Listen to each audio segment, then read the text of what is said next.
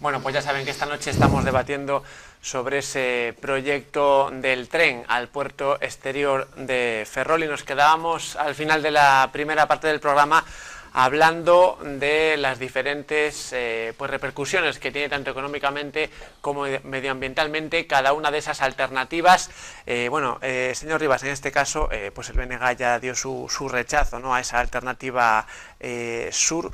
¿Sería mejor, según el BNG, la alternativa norte u otra alternativa para este proyecto? Ben, nos, en principio, valoramos que a alternativa norte, que, como ben se ten comentado aquí, está sin desenvolver, por tanto non podemos facer unha comparación exacta respecto á alternativa sur. En principio debería ser a alternativa máis acaída, e debería serlo por un criterio que o propio estudio informativo recolle, e é que o 97% desa alternativa discurre por un túnel, co cal as súas afeccións sobre o conxunto son moitísimo menores. Pero, como digo, e en resposta ao que se comentaba antes, non podemos facer unha valoración equitativa de todas as alternativas dunha maneira pormenorizada, porque se escolleu, como comentaba antes, desde un inicio a alternativa sur, tanto no estudio informativo como na declaración de impacto ambiental. E a declaración de impacto ambiental, que debería facer unha análise pormenorizada das tres alternativas, únicamente se ciñe ás valoracións que se fan no estudio informativo e que valora únicamente e de maneira bastante xenérica, respondendo ás alegacións dunha maneira bastante sucinta aquelas ás que responde, como digo, usando os argumentos do estudo informativo, e que ademais recoñece que é esa alternativa a que vai supoñer o maior impacto medioambiental. E isto é unha declaración de impacto ambiental, é dicir, que non debería ter en conta ningún tipo de criterio que non fora ambiental, e en cambio nesa declaración de impacto ambiental se recollen criterios económicos para valorar esa alternativa. E entrando na cuestión dos criterios económicos, eu tamén teño esquecida a física e algo tamén a matemática, pero para clarificar a cuestión do IBE, pois decir que o Ministerio de Fomento nese estudo informativo e en todo o proceso o que veu é continuamente a presentar uns costes superiores para a execución das tres alternativas, superiores àqueles que realmente son. A propia Unión Europea recoñece e deixa ben claro que as obras públicas non deben incluir o IBE para a súa valoración. Co cal, esa comparación que vostede fixo entre unha alternativa e outra están feitas incluindo o IBE, e o IBE é un 21% do coste de valoración ao que vostede se estaba a referir, evidentemente, sustraéndolle, claro, sí, pero non é o mesmo unha diferencia de 60 millóns que de 40, verdade que non é o mesmo. Entón, ben, no, mire, a ver, eu entendo calcular que as porcentaxes son equivalentes, pero evidente que se temos un coste de 100 millóns e a eso hai que sumarlle 21 millóns do IBE, pagar 121 millóns non é igual que 100, verdad? Bueno, entón, é o que me estou a referir, que o señor Juncal facía unha comparación entre as dúas alternativas cunha valoración que incluía o IBE, e que, ademais, non ten en conta que todo isto, nesa valoración que vostede facía, nesa comparación, non ten en conta que no momento actual, debido á situación económica, os proxectos se están licitando cunhas baixas en torno ao 25 e ao 30%. É dicir, que esa comparación que vostede está a decir que hai un sobrecoste tremendo respecto a unha alternativa e outra, tampouco é exacta respecto do que despois se vai desenvolver na realidade. E, ademais, quixera decir neste sentido unha cuestión. A alternativa sur, tal como se plantexou desde un inicio, non contempla o mesmo tramo e a mesma relación que as outras alternativas. Por qué? Porque non se contempla a conexión entre o peirao interior e a estación de ferrocarril no seu trazado. Eso que a propia estudo informativo recoñece que vai haber que modificar, que vai haber que renovar para poder adaptar esas vías ferroviarias para poder establecer esa conexión non se contempla no estudo informativo, é dicir, se exclúe da valoración económica ese tramo do trazado na alternativa sur, e únicamente referirme a unha cuestión para poñela de exemplo. A propia autoridade portuaria está facendo obras que todos estamos a ver nese tramo ferroviario, verdade? Bueno, pois as obras que está facendo a autoridade portuaria nese tramo ferroviario, as obras que se están facendo no momento actual están valoradas en 2,5 millóns de euros. Algo que non está incluído na valoración da Alternativa Sur. E despois, únicamente para contestar a cuestión da física e a cuestión de que os pilares únicamente reducen o 5% da masa da sección de paso. Ben, bueno, como todos estudamos física e todos sabemos que esa sección non é o mesmo reducíndolle un 5% que reducíndolle un 10% ou un 15% ou non reducíndolle nada. Díxeme rematar e explícolle cal é a miña posición. Mire, a Ensenada da Malata está moi condicionada por o porto Carboeiro, polos rocheos que se teñen ali feitos. A inclusión deses piares, sexan os que sexan, o que vai é afectar a ese fluxo de auga, sexa nun 5% ou sexa nun 10%, e que non vai ser nun 10%. Por qué? Porque sobre eses piares o que se vai facer é que se lle van pegar mexilos ou outro tipo de bivalvos, tal como se recollen nas propias alegacións, e se lle transmitiu ao Ministerio, que van a reducir esa sección, e non é únicamente ese 5%, pero ademais, únicamente para que tampouco pense que é unha valoración que podo facer eu desde o Bloque Nacionalista Galego, decirlle que o anterior Ministerio de Medio Ambiente, Medio Rural e Mariño indicaba que a Alternativa Sur incidirá de maneira negativa sobre a ría, encerrando a masa de auga, afectando a súa renovación e desaugue, e pola limitación do gálibo baixo a estrutura, que impedirá a limpeza, o saneamento e o mantemento da propia Ensenada. Isto o di o Ministerio de Medio Ambiente, non o di nin o Bloque Nacionalista Galego, está na Declaración de Impacto Ambiental porque foi unha das cuestións ás que se referiu o propio Ministerio na valoración desas alternativas. Muchas gracias, señor Rivas. Bueno, estamos hablando en todo caso de un proyecto al que se va a destinar, ¿no? Pues enormes recursos económicos, no hablando del ámbito económico, sino Franco, cómo se valora desde el ámbito empresarial, ¿no? Esa ingente cantidad de dinero, ¿no? Porque estamos ya hablando de cifras que no son, digamos, poca cosa, ¿no? Bueno, a ver, para nosotros, evidentemente que o diñeiro se faga bon uso del primordial, non? En este caso consideramos que, ainda que a cuantía é importante a nivel de inversión, pois isto vai a revertir moi directamente na economía, porque, a ver, temos que darnos conta de que, primeiro, xa hai unha inversión moi forte no porto exterior. Esa inversión, ahora mismo, está condicionada por non ter un ferrocarril.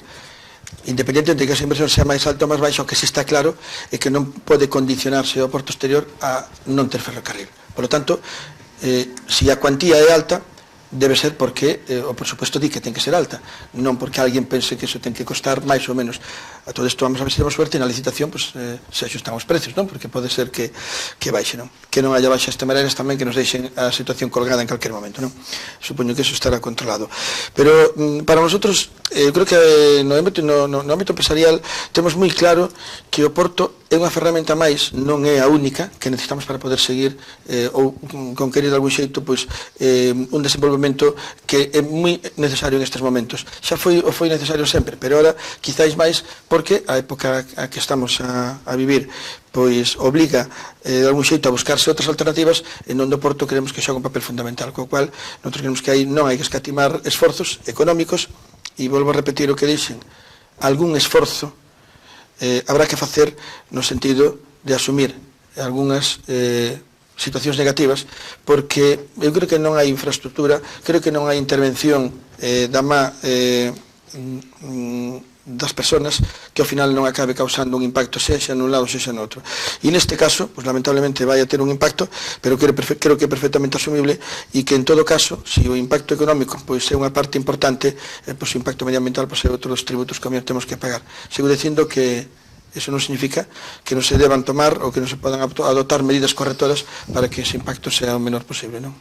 Hablando de recursos económicos, es aproximadamente ¿Hay una idea global de lo que puede costar este proyecto? Sí, es que está perfectamente cuantificado. Yo vuelvo a insistir que, lo siento, amigo Iván, que yo no estoy en desacuerdo contigo de que sea una cosa que no esté estudiada, que sea tomada a la ligera, por lo que das a entender, ¿no? en tu forma de hablar, por lo menos yo te entiendo así. Y yo vuelvo a insistir, es decir, desde un primer momento lo que hace una ingeniería es analizar las posibles soluciones para... sabemos que tenemos que llegar a este punto y tenemos que partir de aquí. Pues las alternativas que hay, y por eso están trazados los 3 corredores, es decir, el proceso es, primero se señalan 3 corredores, que es, digamos, en la zona por donde puede ir. Claro, me dice Iván, hombre, es que la sur es la que tiene más afectación en la zona marítimo terrestre. Hombre, claro, porque las otras van por el monte. Ya, bien, pero las otras van por el monte, pero tenemos el problema de pendientes, tenemos el problema de casas por el central, tenemos una serie de temas. El corredor central, hay que hacer un viaducto sobre el río de la Sardiña de 500, casi de 600 metros. Hombre, mira, yo, ADEGA, en la página 25859 de la declaración de impacto, ADEGA recomienda, dice que el corredor central es el de menor impacto ambiental y que el corredor norte no es recomendable porque afecta al río de la Sardiña, su entorno, y el túnel podría modificar las aguas de los manantiales. Claro, a mayor túnel, mayor posibilidad y mayor probabilidad de afectar aguas. Resulta que tenemos el trayecto más corto, el de menos pendiente. Vuelvo a insistir, la pasarela, bueno, pues bien, la pasarela sí, pero es que en Ferrol, la zona, no, el ramal, perdón, la opción norte, pues también tiene 300, 400 metros en descubierto, que sale de la estación y que también pasará por el medio, además en una zona que está mucho más densamente poblada. Y aún encima, pues nos ahorramos 100 millones de euros, porque ya cuesta 100 millones, pero es que la opción norte es que son 100 millones más.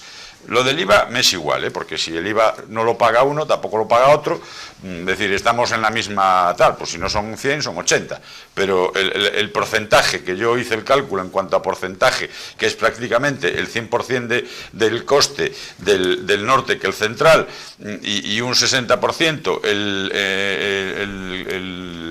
central al del sur, pues eso no varía, ¿no? Entonces, claro, pues eso, yo creo que me deis una alternativa, pero lo que no me digáis es que no está estudiado, que es aleatorio o que es el capricho de tal. Está perfectamente, hay unos mamotretos así, que el que se quiera leerlo, si lo quiere estudiar, tiene para leerlo. Y bueno, y simplemente, pues la DIA, el Boletín Oficial del Estado, de hace un año, pues es que el que lo lee, pues lo va a decir, pues vale, pues si queremos apostar por ese subterráneo para Ferrol-Coruña, pues con salida en el puerto exterior, pues a ver, es que seamos serios. Es decir, yo creo que el ciudadano, a ver, a mí me parece muy bien que, oye, que la guerra política tratéis de desgastar y tal, pero hombre, yo creo que Ferrol lo que necesita ya, y en la situación que estamos, es decir, tirar todos para adelante, que no sea venir a Ferrol, sacar un proyecto que siempre decimos, joder, es que es imposible sacar nada adelante en esta ciudad. Y ese es el problema, que tenemos que luchar contra eso. Y tal, porque claro, en el ministerio pues dicen, oye, bueno, pues sacamos esto a licitación, pero es que resulta que no lo van a querer y tal. Entonces, pues mira, el presupuesto del próximo año, desde luego, cuando haya capacidad presupuestaria, pues no se van a meter la gente en un proyecto que a lo mejor te lo deja tirado un ayuntamiento por un cambio de gobierno. Mira, Iván, con todo cariño, sin acritud, yo tengo la experiencia de la planta de gas. Vosotros en el 2005... en las campañas de las autonómicas prometisteis vosotros y el PSOE, como nos votéis, la planta de gas no se abre. Gobernasteis. Y vino Touriño y el consejero de Industria, que era vuestro, el de Aspontes, que no me acuerdo cómo se llamaba. De Lugo. Fernando Blanco, consejero, y yo no sé si vino hasta Quintana a inaugurar la planta de gas. La planta de gas sigue funcionando y gracias a la planta de gas, muchos trabajos en Navantia, con los gaseros, se ha establecido una sinergia de barcos que vienen a reparar porque tiene la ventaja la planta de gas, ni ha ocurrido ningún desastre, ni ha afectado medioambientalmente a la ría, ni nada de nada. Entonces, yo creo que hay que ser serios en estas cosas. Damos muy mala imagen en un tema que además, vuelvo a insistir, es que es clarísimo, es decir, no tiene dudas, vuelvo a insistir, más corto, técnicamente mejor, y aún encima más barato, pues chicos. Vamos con la primera llamada de la noche. Hola, buenas noches. Hola, buenas. Díganos. ¿Sí? Sí, díganos, adelante. ¿Me atiende? Sí, díganos, está en antena. Mire usted, la reunión que están haciendo ustedes ahí, lo veo bien. Pero recordarán que Villa García iba a ser el Iberpuerto y no se hizo. Por culpa que si el marisco, que si esto y lo otro. Y Franco había dicho que el puerto entonces iba para Bilbao. Y se hizo. Aquí andan, que si Mandillá, que si por aquí, que si por allí. Ferrol fue una ciudad que vivió del Estado, hoy no. Por lo tanto, no anden mareando la perdiz y La Coruña va adelante siempre. Por estas cosas, nunca, no comprendo, nunca llovió para todos igual. Pero yo creo que si es una cosa que se hace, y prácticamente económica, que nos dejemos más de cosas y que se haga y punto, y a funcionar. Pues muchas gracias por su opinión. Bueno, señor Rivas, no sé si antes quiere hacer algún comentario a esta persona que tiene claro que tiene que ir hacia adelante este proyecto, que ya está sobre la mesa, ¿no? Bueno, eu únicamente decir que nos o que intentamos facer unha valoración seria tanto dos documentos como da opción escollida, e por eso cuestionamos os propios documentos que pretenden justificar esta opción. Facémolo porque, como lle dixen antes, se desenvolveu de unha maneira bastante irregular, chegando ao punto de licitar o proxecto sin ter contestado as alegacións e sin ter publicado a declaración de impacto ambiental. Pero que facémolo porque nas alegacións se tiña afirmado que o estudio informativo se tiña feito en base a uns documentos que nada tiñan que ver coa realidade actual, que se facía en base a documentos do ano 1993. A esta afirmación que se ten feito nas propias alegacións, a declaración de impacto ambiental considera que non hai que darlle resposta.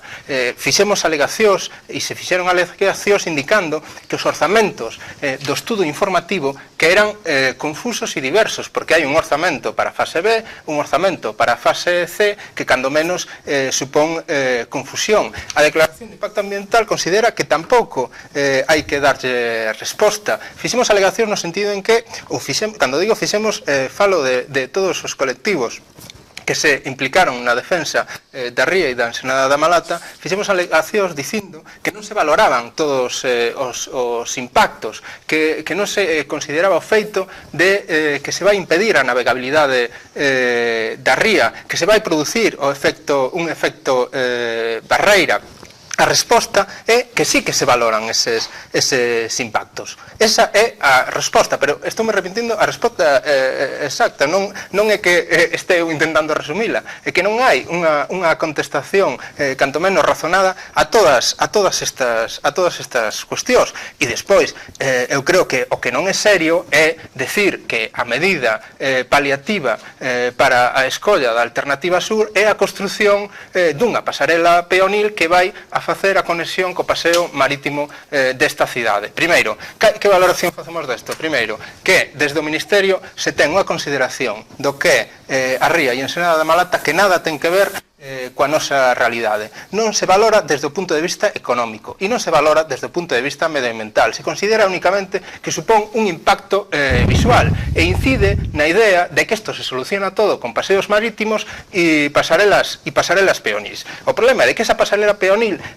pola contra de non mitigar ningún impacto, o que vai facer é afondar en agravar ese impacto, porque vai aumentar a sección pola cal se vai desenvolver este viaducto. Decirlle Ademais, outra cuestión, e o que nós estamos a reclamar de maneira fundamental, e é que todas estas cuestións se fagan con criterios de racionalidade e en base ás nosas necesidades. E o que non podemos é xustificar a morte da ensenada da Malata e a degradación definitiva da ría de Ferrol por a elección e o empeño de escoller o trazado sur. E o que non podemos tampouco é continuar sin ter un proxecto global, un proxecto de desenvolvimento económico e productivo para a nosa comarca, para o cal o porto exterior ten que servir de elemento fornecedor de materias primas e de elementos que axuden a desenvolver todos os sectores económicos que teñen que fundamentarse no sector naval como base e despois diversifiquemos en base a ese sector. E neso quería facer unha valoración respecto dunha cuestión que nos parece importantísima e a cuestión dos contentores. Os contentores, mentras non haxa unha vinculación aos polígonos industriais e para que eso poida atraer a ese tráfico de contentores non ten cabida neste porto exterior, non ten cabida polo funcionamento que está a ter o porto de Vigo ou polo propio funcionamento que ten o porto de Xixón. Co cal, a Alternativa Norte plantexaba unha opción que era a conexión cos propios polígonos do río do Pozo, que permitía desenvolver este outro sector que tan necesario axudar a desenvolver. E dicirlle ademais que a cuestión ao que se refería vostede de que unha alternativa teña excesivas pendentes e outra teña excesivas afeccións, ben, eu creo que eso explicou moi ben vostede ao principio. Está dentro está dentro. Sí, pero que hai cuestións que están na propia declaración ambiental que admite que a Alternativa Sur incumpre e vai incumprir criterios de legalidade no que se refire a contaminación acústica. E o que di é que en primeiro lugar, para paliar o desenvolvimento do proxecto, na execución o que se adotarán será un estudo antes de desenvolver as obras. E iso non quere decir que se vayan a resolver, é que vostede me está dicindo que hai un problema de cumplir esa legalidade. E en todo caso, non hai ese problema, porque o 17 entra dentro dese límite que marca o 18. E en todo caso, onde sí hai problemas é nas afeccións a nivel, neste caso a nivel acústico, que vai ter a elección da Alternativa Sur e que ademais para o desenvolvemento e para o tráfico que se vai xenerar nesa conexión ferroviaria non existe ningunha medida paliativa, porque a única medida paliativa, como decía antes, é a construción dunha pasarela peonil. Gracias, señor Rivas. Bueno, por seguir un poco comentando la primera llamada que hemos tenido no, va, señor Franco. Ahora va el señor. Hemos seguido hemos seguido siempre el mismo turno. Le quería preguntar al señor Franco por esa primera llamada que hablaba de otras ciudades en las que parece que proyectos importantes van adelante. ¿Coincide en esa visión? Tampoco es tanto, sino yo sé que aquí hay una cierta rivalidad entre Coruña y Ferrol, porque fue Coruña el puerto de Coruña, pues de Ferrol. A ver, evidentemente ahí las ciudades tienen mucha más capacidad de tracción, y evidentemente las ciudades grandes y las pequeñas, cada una tira porque, bueno, pues por muchos motivos, ¿no? Pero yo no entraría tanto en esa dinámica de comparar si Ferrol o Coruña o uno o el otro, ¿no? Yo creo que hay que mirar lo que necesitamos aquí y no despreciar nada de Coruña, que también nos va a beneficiar, ¿eh? No pensemos que el desarrollo portuario de Coruña también beneficia a Ferrol directamente. Ya no podemos pensar con tanto en ese límite puramente localista, porque el eje Ferrol-Coruña, a todos los efectos, es un eje que debemos contar con él en todo su ámbito y extensión. Ahora continúa el señor Franco, si tenemos una llamada. Hola, buenas noches. Hola, boas noites. Díganos. Mira, eu quería expoñer o seguinte tema. Mira, o primeiro é que o Proxecto Sur une o puerto os dous puertos. Segundo, o Proxecto Norte o que facemos é darlle, como lle demos os polígonos todos a Narón nos anos 90, pois tamén llevamos dar o ferrocarril a Narón, porque se vai do puerto exterior ao polígono do Pozo, ven sendo que en realidad vamos a comerciar nada máis que con Narón. E por desgracia, algúns dos que están aí foron os culpables de facer o Buelle Carbonero na cual en Madrid aquela mandaban os dos grupos deles ou similar, e máis mandaban en Ferrol.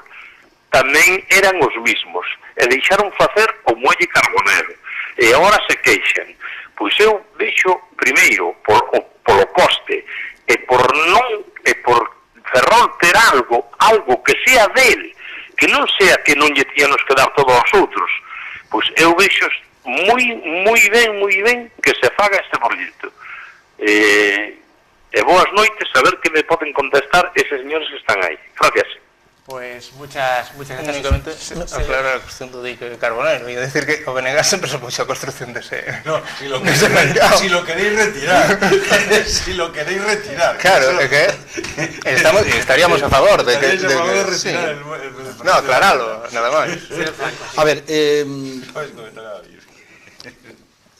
unha cosa que quería aclarar, Iván, no caso de Iván, que parece que a mí pues, digamos, un lapsus, o sea, estás dando por sentado que o porto solamente vale para traer mercadorías de fora, digamos que na forma na que o expresas parece que é un muelle para fornecernos de algo que vende fora que temos que traer para aquí, a ver, o porto, o porto, tanto actual como o porto exterior cumplen moitas funcións, pero a través deste porto últimamente está salindo moito, o sea, entra moito carbón, entra moita chatarra e sale produto manufacturado, está saindo madeira e evidentemente canto máis flujo haya nas dúas direccións mellor, non? Se compramos, se entra moito por aquí é porque hai manufactura ou porque hai movimento de mercadorías e evidentemente se sacamos moito é porque estamos exportando fundamentalmente porque a maior parte do produto que sale polos portos, en este caso polo porto de Ferrol, tanto da Sanitro como Estor, pues, vai a mercados internacionais e, polo tanto, sería un bon síntoma que saíra moito produto, non?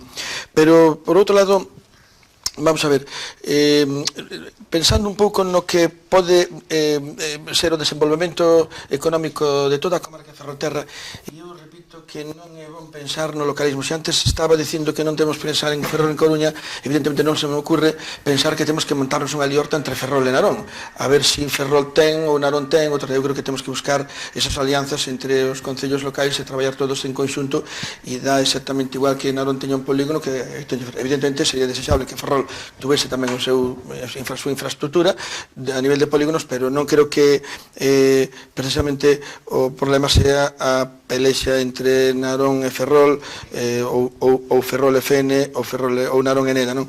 Ou Valdoviño, se o queremos meter tamén no lío, non? Eu creo que o que temos que plantexar é que en que medida infraestructuras do porte de un porto exterior van a ser beneficiosos para todo o ámbito da comarca de Ferrolterra, e neste caso, evidentemente, volvemos a repetir que para nosotros o ferrocarril creemos que é un elemento imprescindible.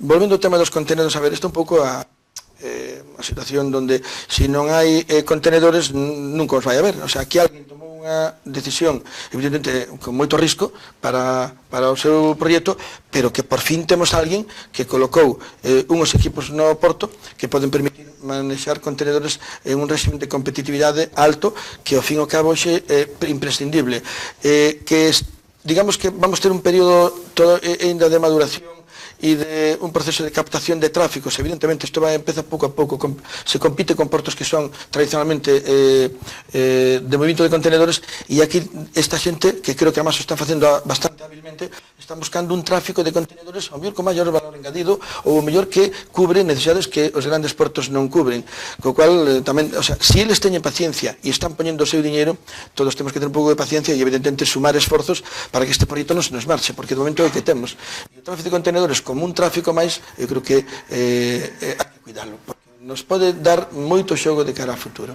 Bueno, ahora sí, señor Juncal, última intervención en este caso. Simplemente voy a darles un minuto porque estamos a punto de terminar, ¿no? Pero bueno, tiene el turno de palabras, sí que hace referencia a la última llamada que hacía. Que se tranquilice por el tema del trazado norte, porque no puede servir al polígono del Pozo, porque vuelvo a insistir, hay una diferencia de plano de 100 metros, es decir, habría que, el punto más próximo, el polígono del Pozo y el trazado del ferrocarril, habría que montar un ascensor, subir los ferrocarriles a esa línea, a esa altura, a esa cota, y volver a bajar después. O sea, es que es demencial, ¿no? Es decir, es demencial, perdóneme. Eso nos lleva un poquito de tiempo. Pero claro, es decir, por eso no, el problema es se analizó seriamente por dónde puede ir y se optó por la mejor opción, que da la casualidad que es la más barata, pero que no fue, vuelvo a insistir, que no fue el tema económico la causa de elección de la zona sur, sino porque en todos los parámetros, en todos los análisis,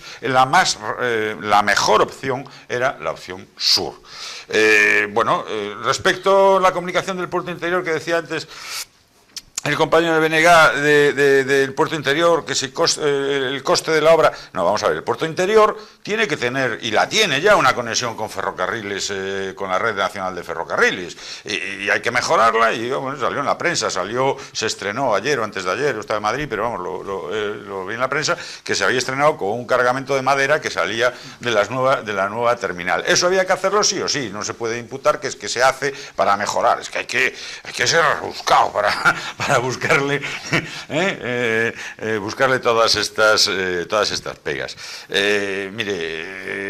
La gente, yo niego los barcos, obviamente, vamos a ver, claro, la fragata del F-100 no va a entrar en la dársena de la Cabana. Pero es que todos sabemos los barcos que pueden entrar en la dársena de la Cabana, y va a seguir funcionando la vela ligera, va a seguir funcionando el remo, va a seguir funcionando, y una barcaza para dragar, para limpiar. Pues, hombre, los 9 metros yo creo que, hombre, José Ramón, eso sabrá más que yo, pero me parece que lo sobra con holgura. Ahora, obviamente, el Juan Carlos no lo vamos a poder exhibir en la Malata de la Cabana, eso está claro, pero ni con puente, ni sin puente, ni ahora, ni dragando, ni nada por el estilo. Yo creo que yo pediría un poco de recapacitación de los otros partidos políticos que estáis ahí, tal, es decir, porque es que la alternativa, ¿qué queréis? ¿Que se pare el proyecto, es decir, ya perder los planos y no ejecutar el proyecto? ¿Eso es lo que defendéis? ¿De verdad defendéis eso? Yo vuelvo a insistir lo de antes. Si tuvierais la responsabilidad de gobernar, no lo ibais a hacer. Muchas gracias, señor Como no lo hicisteis en las mantegas. Señor Rivas, ¿cuáles son las consecuencias que puede traer el proyecto que ya, digamos, está encarrilado, ¿no? Un minuto. Ben, bueno, primeiro decir unha cuestión moi brevemente, que o feito de que a Alternativa Sur non contemple a conexión co peirao interior, e que esa conexión que non se contemple na valoración, que eso non este incluído, que eso non se contemple na valoración, o propio estudio informativo explica que vai haber que renovar esa infraestructura ferroviaria. E iso non se está cuantificado a nivel económico na valoración da Alternativa Sur. E que a elección da Alternativa Sur se fai por criterio, en base a un criterio económico, o di a declaración de impacto ambiental, o di o estudio informativo. E é obvio que, se tanto no estudio informativo como na declaración de impacto ambiental se considera que a solución máis agresiva é a Alternativa Sur, é evidente que esa é o motivo polo cal se escolle esta alternativa. Ademais, cando o criterio técnico ten bastante concomitancias co criterio económico. Que é o que defendemos? Defendemos un criterio de racionalidade para tomar este tipo de decisións, e o defendemos tanto para o funcionamento do porto exterior como para o funcionamento do acceso ferroviario ao porto exterior. E o funcionamento do porto exterior, que fundamentalmente se está cinguindo o carbón vinculado a unhas plantas que están pendentes da aplicación dunhas directivas de carácter europeo que van a condicionar o seu desenvolvemento futuro, a Ferralla, que está vinculado a unha empresa como Megasa, que ten uns condicionantes marcados pola propia administración central, que tamén ten o seu futuro bastante condicionado, ou o gas, coas limitacións que tiveron, que non sabemos cales van a ser no futuro as plantas de biodiesel, na que a única que se mantén en pé é unha delas das tres que había na comarca. Pois, home, ese é un criterio de racionalidade. Fagamos as cousas con racionalidade, desenvolvamos uns sectores productivos en base á nosa principal industria, que é o sector naval, que diversifiquen e que o porto exterior sirva de elemento de desenvolvemento desa economía. E ese criterio de racionalidade aplicámolo para a elección do trazado ao porto exterior, e non pode ser que a elección dese trazado supoña a destrucción dunha riqueza medioambiental e económica como é a Ría e a Ensenada da Malata. Bueno, señor Franco, No, solamente quería facer un inciso porque, a ver, Iván, eu intento que venseña por convicción propia pola do teu partido ou porque hai unha sensibilidade que nosotros ao mellor non temos no mesmo nivel que tes ti, pero isto último que acabas de comentar me parece que hasta certo punto un pouco grave, e é dicir que se estás cuestionando que o porto exterior empeza a deixar de ser de interese porque Megasa está en risco, porque a Central das Pontes está en risco, e como os estás pintando un panorama que evidentemente está aí, como se está cuestionando moitas outras cousas, pero que en ningún caso poñamos eso como un elemento de definición do porto exterior ni da Central, bueno, perdonando a expresión, nin de coña. O sea, eso sí que, primeiro, se resolverá o tema de Endesa das Pontes, seguro, se resolverá o tema de Megasa, si é que non está resolto xa, e haberá tráficos e se generará riqueza a través do porto exterior da base interior mentras esa siga sendo operativa. Cuestionar o outro me parece que sería tremendamente un error, non? Pues muchas gracias a tanto al señor Juncal como al señor Franco y al señor Rivas por haber estado en este debate. Gracias a ustedes también por sus llamadas y nos quedamos con esa conclusión, ese proyecto que finalmente pues ha tenido como elección final esa alternativa sur. Estaremos atentos a las consecuencias que puede traer. Nosotros volvemos después de la Semana Santa. Ya saben que hacemos un pequeño descanso. Pasen unos felices días y hasta luego.